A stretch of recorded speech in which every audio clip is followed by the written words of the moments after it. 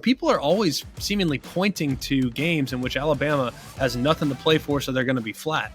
Well, that's only happened a couple times, and it's been 8 years since that happened last. So I think Alabama's going to show up, and I think Alabama's going to play well. I'd be surprised. This is a culture indicator. Bryce Young wants to play. Will Anderson wants to play. The other guys want to play. I'd be surprised if they didn't play well in the game.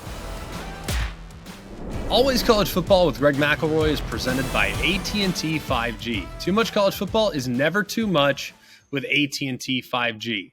Hello and welcome in. Today is a Thursday edition of Always College Football. It's December 29th, and I hope that you're enjoying the show wherever you're getting the show, whether that's on the ESPN YouTube channel or if you're here with us via the podcast. Please like, rate, and subscribe.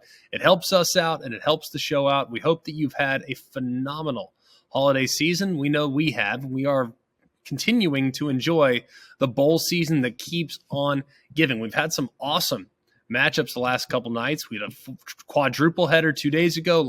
Yesterday we had triple headers. So we are starting to really dive in to the bowl season. A lot of entertaining storylines, a lot of entertaining topics. And as you know, we still have some great games coming up. But today, it's Thursday, right? We do this every Thursday, or at least we've done it every Thursday up to this point. A little throwback Thursday. Today, the team that finished ranked fourth in the College Football Playoff Committee rankings. We are going to break down the Ohio State Buckeyes season from start to finish, and we're going to talk about what they need to do to pull off what would be one of the great upsets of the college football playoff era.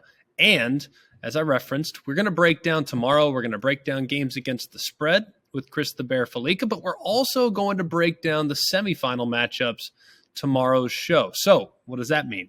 We have a ton of breakdowns that we need to do today for games that aren't semifinals, but certainly massive in their own right. So let's not waste any time. Now it's time for Let's Talk About It, presented by AT&T 5G. All right, the Ohio State Buckeyes, they've been a team we've followed all season long and really even into the offseason of last year. Remember, coming off the Rose Bowl victory against Utah, we were left talking about what Travion Henderson's going to be, what Jackson Smith and Jigba might be this year, talking also about what C.J. Stroud might do in his encore season as a third-year player. So we've talked a lot about the Ohio State Buckeyes and what they might look like, and boy, did we get it wrong. We also talked about Jim Knowles. We talked about other aspects. We also, when you think about it, we didn't spend that much time. We did a little bit, right?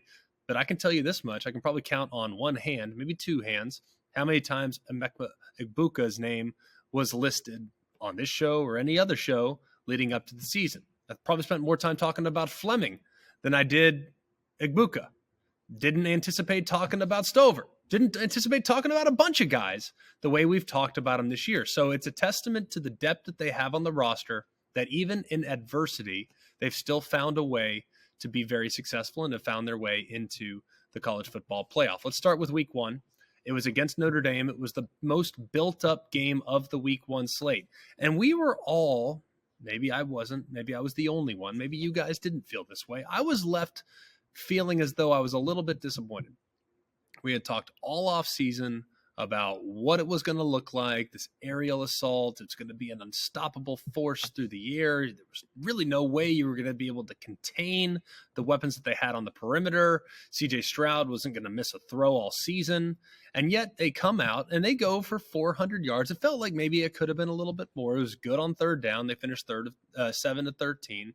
But it really wasn't the offensive performance that we were anticipating, and we actually came away from it. Remember, a lot of us came away from it thinking, hey, man, look at how much better Ohio State is on defense thanks to Jim Knowles.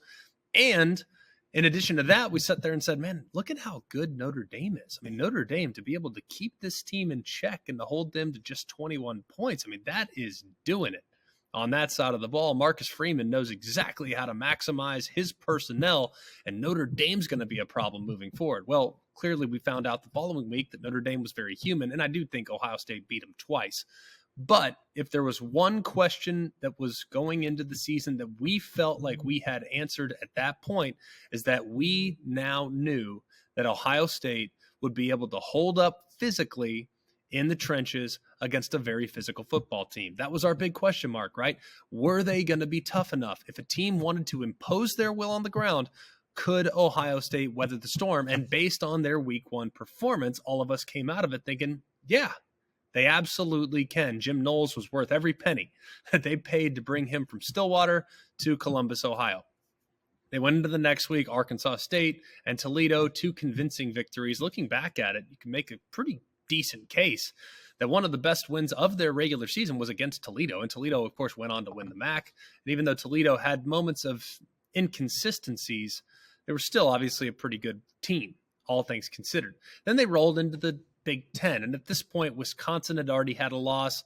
They beat them up very convincingly, 52-21. And they take it the next week against Rutgers, destroy Rutgers. Then you go on the road to Michigan State. Nobody at this point was thinking Michigan State was going to be that good, but it was a road test. Maybe it'll be legit. This is really the first time we've seen them get out of their element. So let's see how they handle East Lansing, and let's see whether or not Michigan State can put together another good performance after what was the 2021 campaign in which they broke through. Obviously, Michigan State, not the same team. Ohio State went and took care of business, even though it was a little bit sloppy early. All things considered, it was a pretty solid performance. Iowa took care of business there. Iowa had no offensive heartbeat whatsoever. And then came the first real test of the college football season in the regular season beyond that of the Notre Dame game, or at least at this point. We were phrasing it saying, well, Notre Dame's not great, right? They're kind of average, but they took care of Ohio State, or Ohio State took care of them, but we haven't really seen much from Ohio State in the last 6 weeks. Well, here goes the road trip to Happy Valley. And at that point, Penn State was ranked number 13, but Penn State a couple weeks earlier, they got beat up pretty good by the Michigan Wolverines, and all of us came away from it thinking, well, now we're going to be able to measure up. Here's how Michigan played against Penn State. Here's how Ohio State is going to play against Penn State. And what was a very, very sloppy 3-quarter performance, man, did they turn it on. And as soon as they revved their engines, we finally got what we'd been waiting for the better part of 2 months. We finally got what we'd been waiting for from Ohio State, a 4th quarter for the ages. They ultimately were able to erase a deficit. They ended up winning the 4th quarter alone, 28-17. To think this score was 45 points in the 4th quarter by itself was a jaw-dropping statistic. They win the game, like I said, fairly comfortably, but after only 16 points in the first 3 quarters, to explode for 28 in the 4th tells you all you need to know. And another guy that really emerged in this game with one of the great performances of our lifetime, JT Tuimoloau. That was one of the best defensive performances you could ever imagine from one specific individual. He had interception, he had touchdown, he had constantly knocking down passes at the line of scrimmage, he had a couple sacks, caused a fumble, recovered a fumble. There was not something that you can do statistically, defensively, that he didn't do. It was one of the great performances of the season by a defensive player, and he now kind of took the step forward, and all of us collectively started to think, boy, maybe Ohio State on defense is going to kind of find that superstar, that new Bosa, and maybe Tuimoloau is that. Then they go to Northwestern the following week, and we kind of came away again with some question marks about the Buckeyes. Not that they didn't have talent, not that they didn't have skill. We knew they had all those things, but in the elements, and we're talking elements now, talking 50-mile-an-hour wind gust right there blowing off of Lake Michigan in Evanston. It was not pretty whatsoever offensively, and you kind of found yourself sitting there. And Northwestern, going into that game, they were ranked in the mid-100s or so, and they were triple digits, if you will, against the run. And yet Ohio State really couldn't get a whole lot going on the ground. And that to me was mystifying, because they have this offensive line with 2 gigantic tackles. They have big physical guys on the interior of the offensive line, and the center that's pretty solid as well. Everyone on their offensive line will likely play on Sundays, but man, they got pushed around by a group that had been porous against the run up to that point. And Ohio State ultimately ended up running for 207 yards in the game. So statistically speaking, it wasn't bad as the game went along, but it left us wondering if CJ Stroud goes out and has a performance like he did here. Obviously, it's unlikely that he's going to repeat a performance of 10 of 26 for 76 yards, if you will. If you have all things that are perfect, I don't think he would have ever been that way. If they played the game in a dome, it would never be 10 of 26. But in the elements, in the exposed elements, can Ohio State win a game in which the offense isn't going to take flight against quality competition? Y'all, at this point, Northwestern was 1-7 going into the game. They were 1-5 in the conference. Their only win came the first week of the season, week 0 against Nebraska. Northwestern was awful this year, and they gave Ohio State all they wanted into the fourth quarter, down just 14-7 heading into the final frame. So I think Ohio State, this is one where we kind of wanted to wonder, all right, if they can't throw the ball, and if for whatever reason the passing game is limited, can they run it down a quality opponent's throat? The answer at this point was maybe, but still at this point also a little TBD. They go the next week to Indiana. They take care of business in that game. It was never competitive whatsoever. Then they go on the road to Maryland. And this was the second to last week of the regular season. Felt like this was going to be a good character-defining test because Ohio State, everyone's talking about Michigan. I called the game. All right, I called the Ohio State-Maryland game, and I remember listening to Ohio State podcasts leading up to that week. There was not one mention of Maryland the entire week. It was all about Michigan. It was all about what will this week look like, because we don't really care about it. All we care about is next week. And I felt like there was so much all the attention being paid to Michigan, that maybe Ohio State will come out a little bit flat. It's exactly what happened.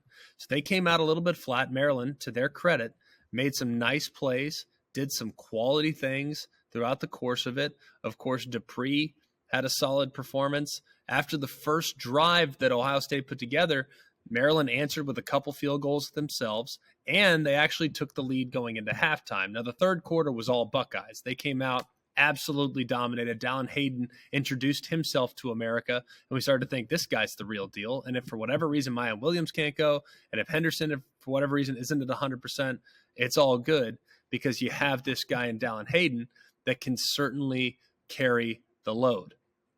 The fourth quarter, obviously, it became close again. Maryland cut the score 27-21, and then they actually got it to within 3, where Ohio State was up 33-30 before Ruggles kicked the field goal there with about 42 seconds left. But still, Maryland had the football under a minute, down 6 with an opportunity to win the football game. Now, it never felt like they were going to be able to drive the distance and take the win. It didn't feel that way, but it was possible. And at this point, you're like, all right, hey, they survived. They were looking ahead. Understandable they didn't have their best stuff.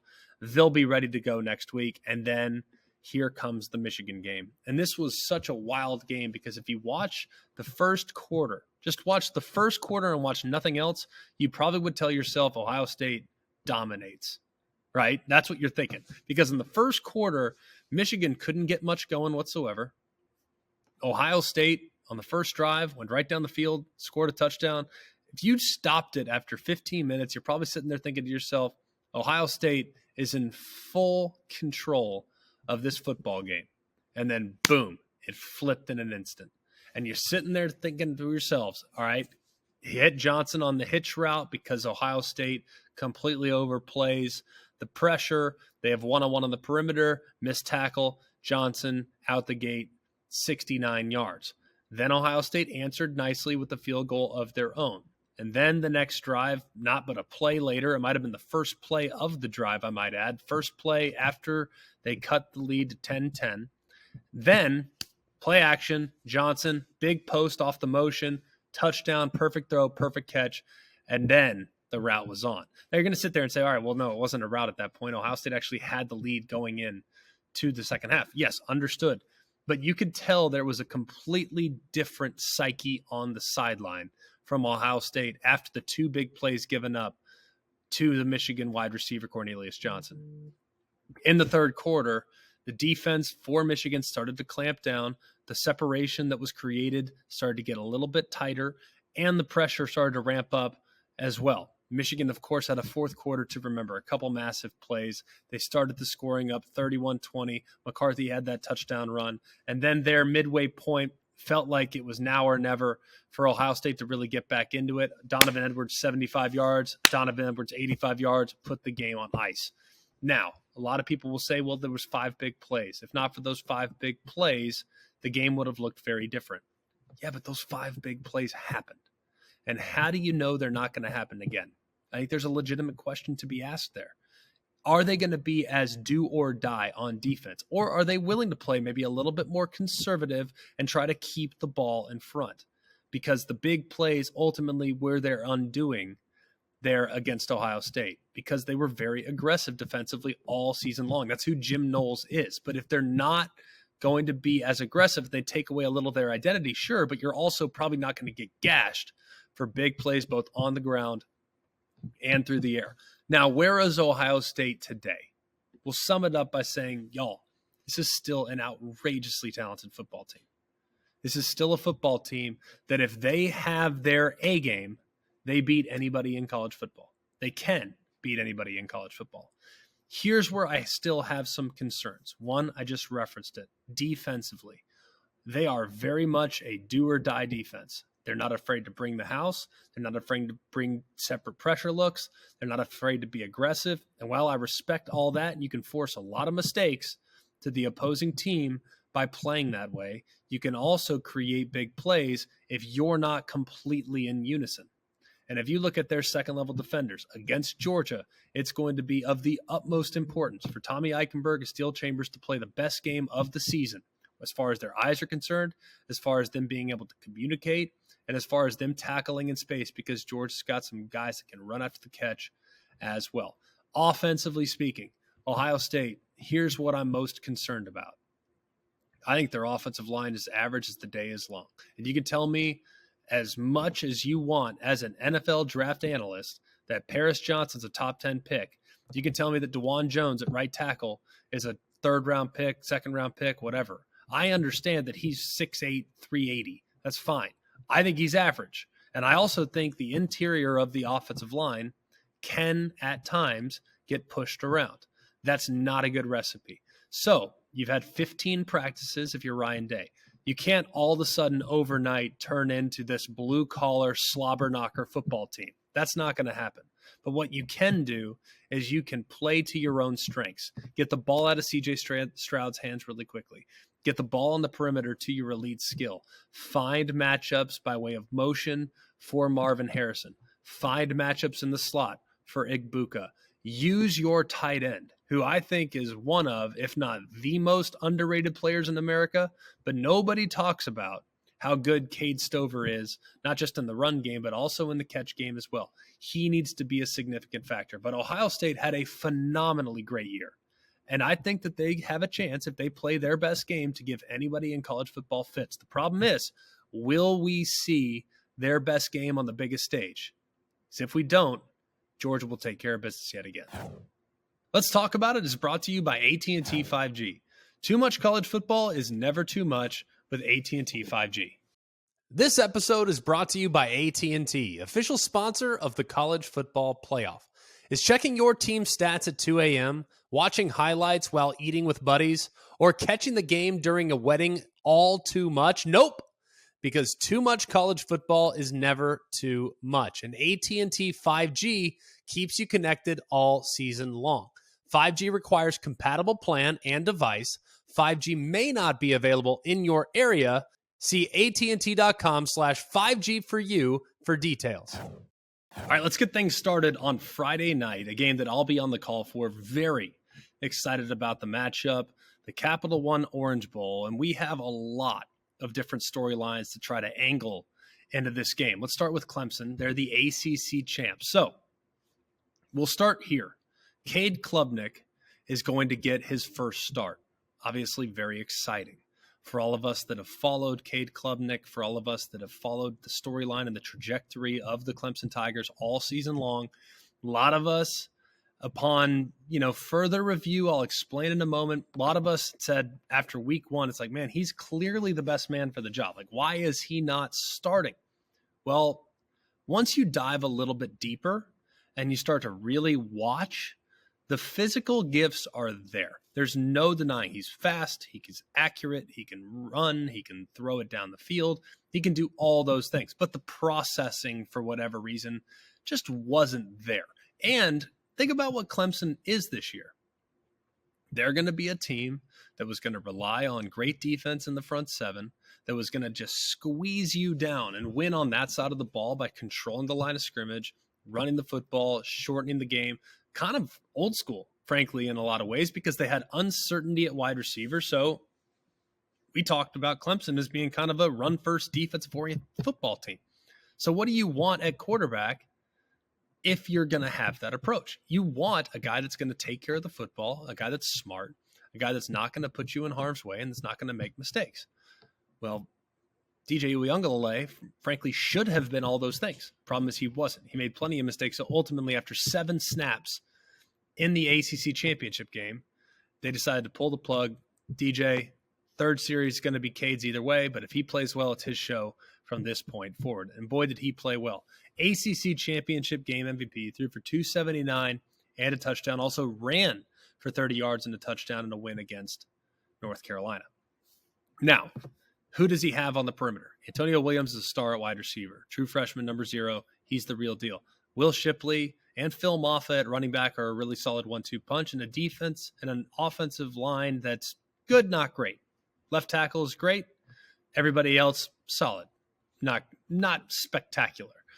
Defensively, they are without a few pieces. A couple guys in the portal. Miles Murphy decided to opt out. Trenton Simpson's hurt, so he won't be available. But either way, for the most part, defensively in the back end should be in pretty good shape to go up against what should be a highly potent Tennessee passing attack.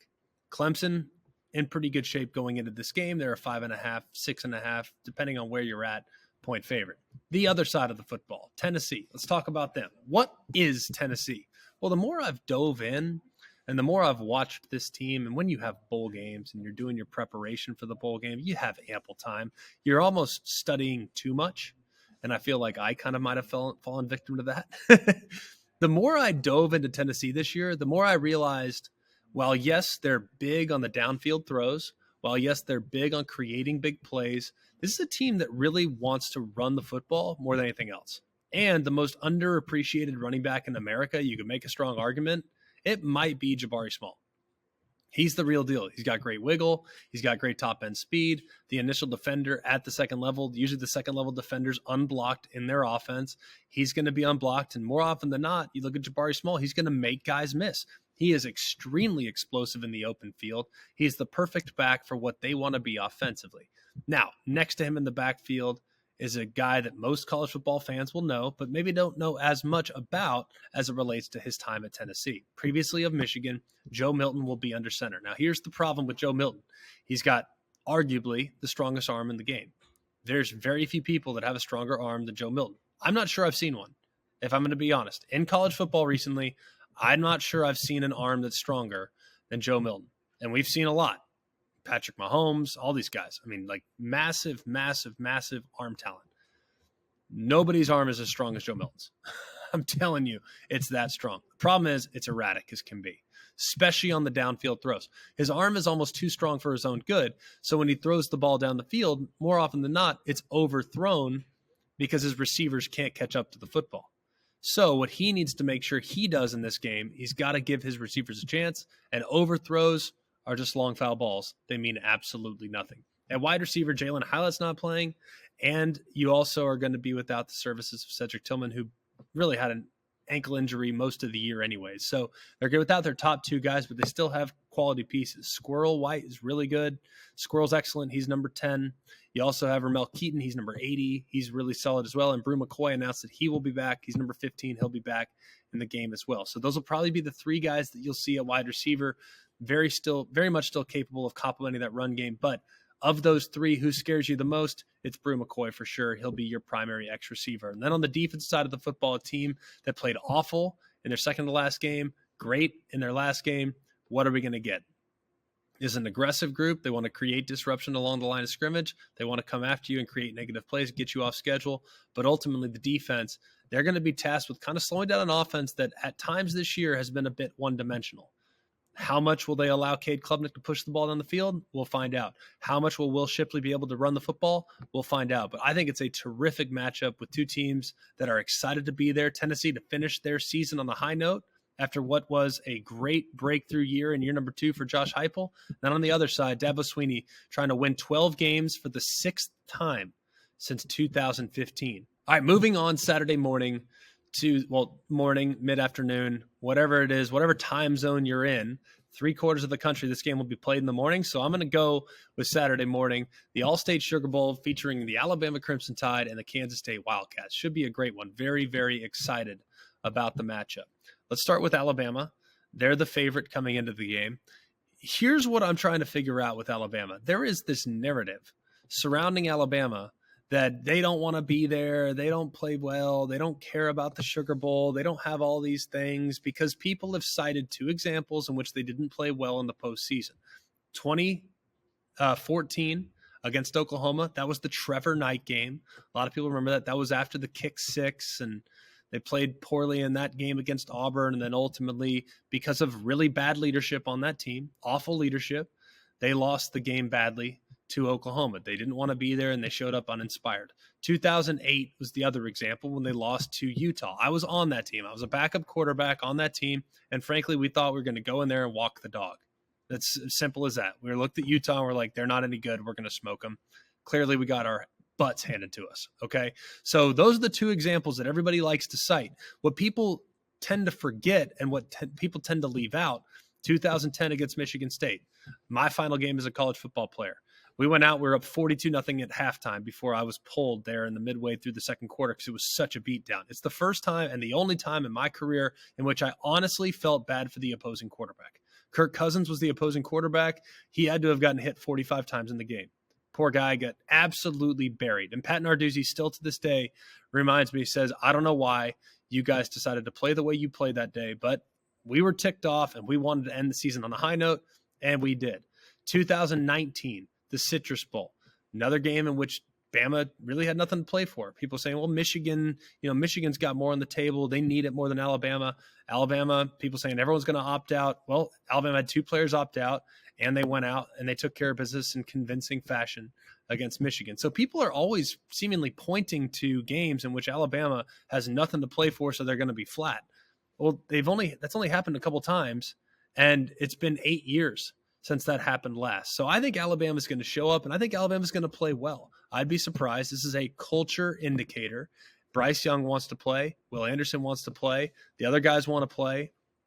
I'd be surprised if they didn't play well in the game. Now, that doesn't mean they're just going to show up and roll, and roll Kansas State and Coach Chris Kleiman, because he's 3-0 in his career against AP top 5 opponents. The only coach with multiple such wins without a loss is on the other, on the other sideline. He's the only coach, Kleiman is, without a loss, right? On the other sideline, Nick Saban's had 67 career wins against AP top 15 opponents, 11 more than any other coach in the AP poll era. So both these coaches, very, very well accustomed to playing in situations like this. But if you look at Kansas State and how Kleiman's performed, obviously not as many opportunities, he's done a really good job. You think about what Kansas State is in pursuit of. 10 outright wins as an underdog. That's pretty insane. Since Kleiman's taken over, I'm not talking about this year. Since Kleiman's taken over, they have 10 outright wins as an underdog. That's tied for the 5th most in the FBS over that span. Kansas State is 14-10 against the spread as an underdog since he's been there as well. So we're talking about a team that has really performed well when nobody gives them a chance. Let's think about who they are as far as the personnel is concerned. Now, people will look at Kansas State, and they're going to spend an awful lot of time talking about the quarterback situation. Will Howard has stepped into the quarterback spot and has provided a spark. Now, Adrian Martinez was playing well. He was fine. Adrian Martinez had 6-1 touchdown interception ratio. Adrian Martinez, at the time in which he was benched, was the second leading rusher. Like, he was playing decent football.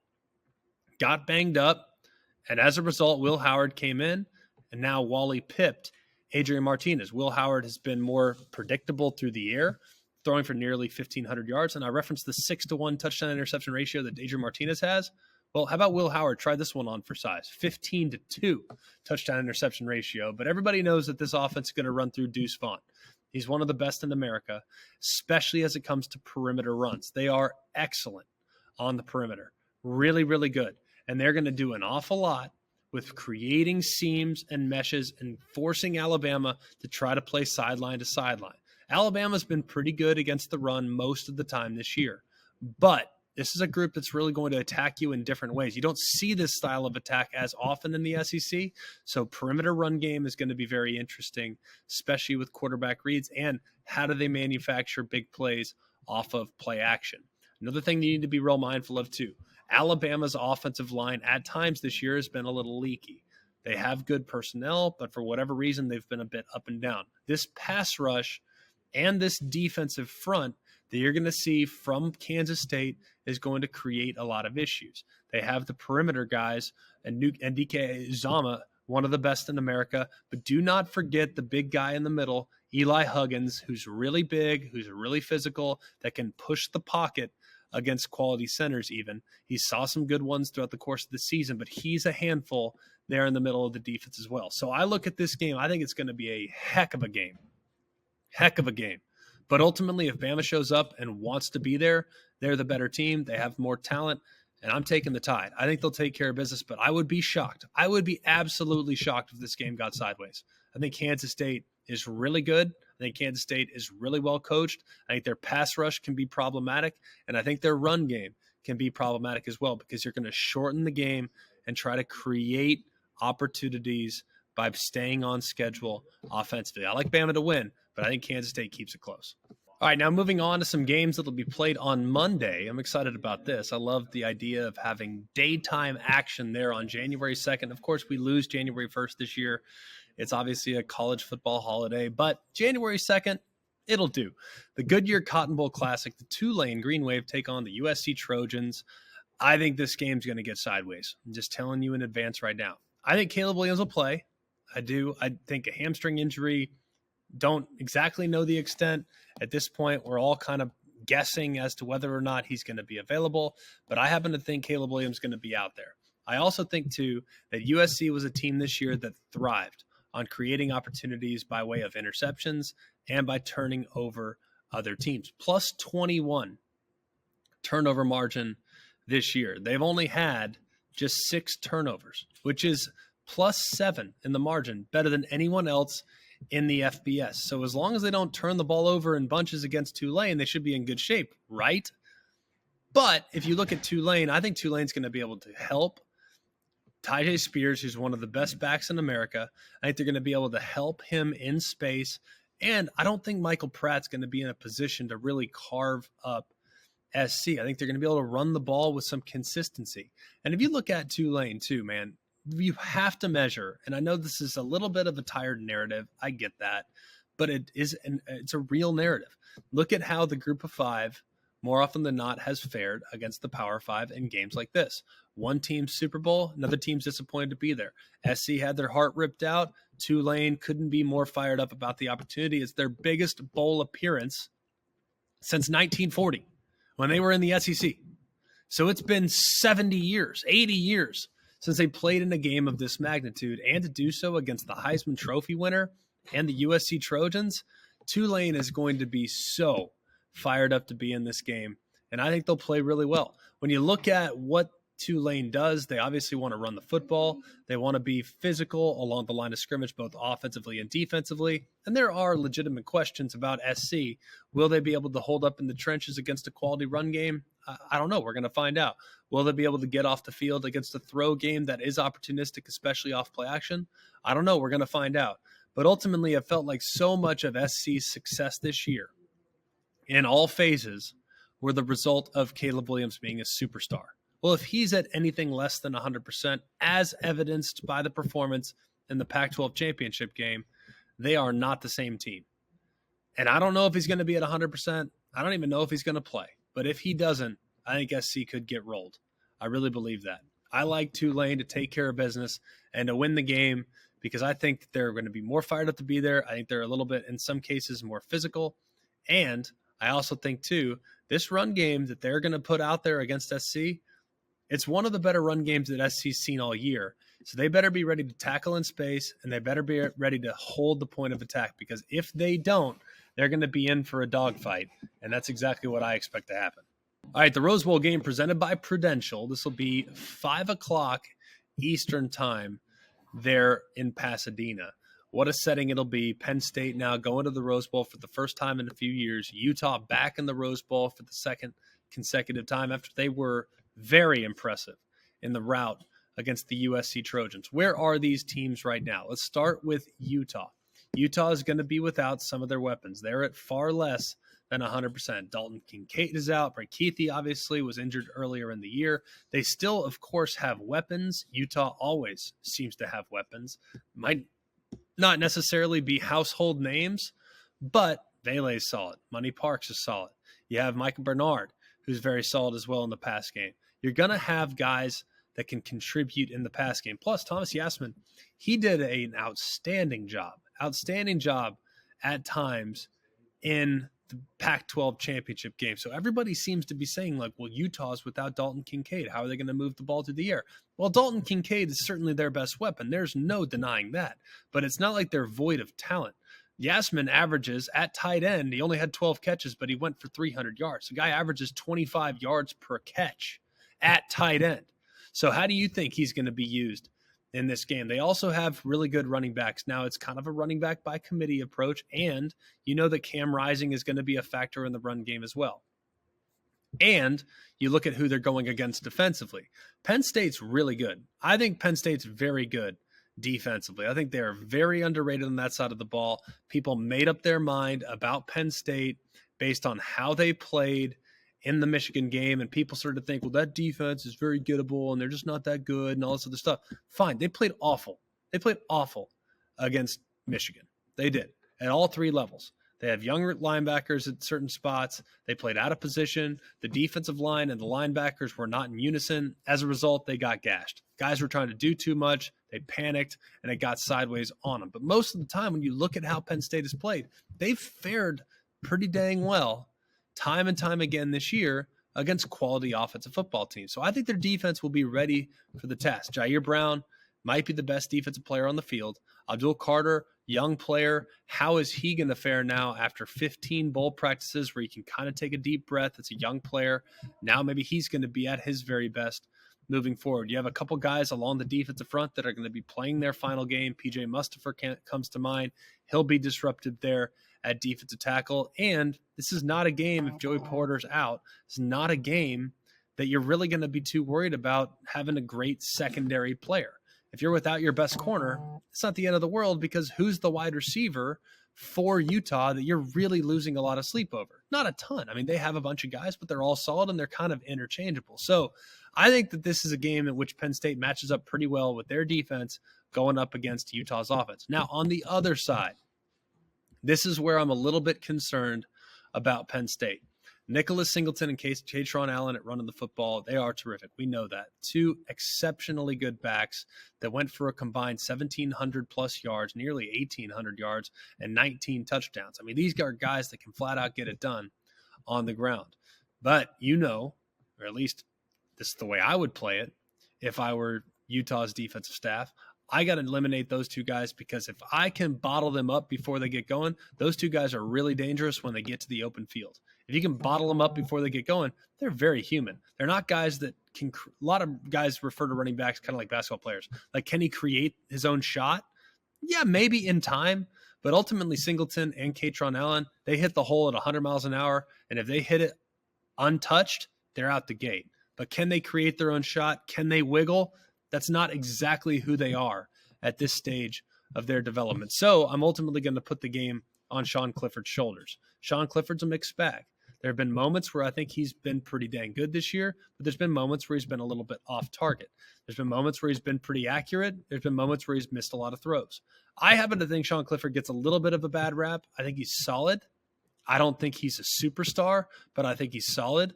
And I think he understands when to use his legs to help his offense out. I mean, this is a guy this year that has a 62-yard run, also has added 5 touchdowns on the ground. So this is a guy that has done some things this year that are pretty dang good. all things considered, I think it's a really good matchup between what Utah is and what you see Penn State as being. I lean Utah in the game. I think Utah is better coached, and I think Utah will create some issues that Penn State hasn't seen just yet. I think Manny Diaz will have Penn State's defense ready to play, and I expect this game to be a little bit more lower scoring. But ultimately, I like Utah in the game. It should be a very physical, it should be a really fun edition of the Rose Bowl game. Every college football season, Goodyear knows the importance of winning on the road. The road will always demand confidence, the confidence to handle whatever the journey brings and to perform under tough conditions. And just like the players and the fans of college football, Goodyear is ready. Are you ready for the road? Visit Goodyear.com to find the right Goodyear tires for whatever road you're on this season. Goodyear, more driven. Hey, thanks for being with us. What a great show today.